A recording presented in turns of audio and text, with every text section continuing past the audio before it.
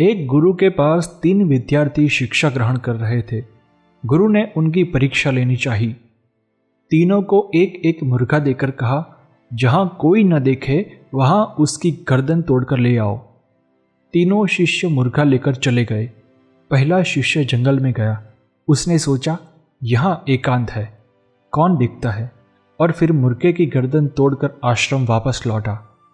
दूसरा शिष्य एकांत में गया।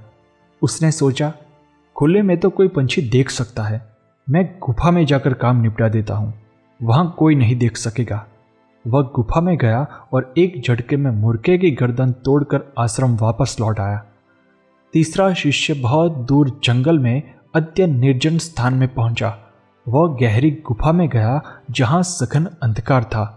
उसने सोचा, यहाँ कोई नहीं देखता। जब उसने मुर्गे की गर्दन पर हाथ रखा तो मन में ख्याल आया, अरे मेरी आत्मा तो देख रही है, ये मुर्गे की आत्मा भी मुझे देख रही है, परमात्मा भी मुझे देख रहा है। वह मुर्गे को मार न सका। वह मुर्गे को जिंदा लेकर आश्रम में वापस आया।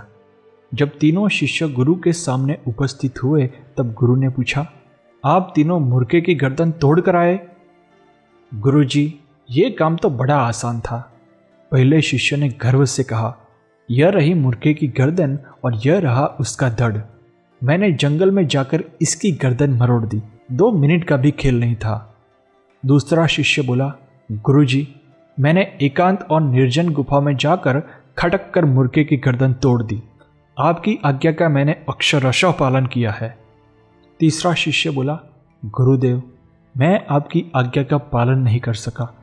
मैं घने जंगल में गया, कोसों दूर चला गया। वहां न आदमी था न पशु पक्षी, कोई नहीं था। मैं सघन गुफा के अंदर गया, वहां केवल अंधेरा था।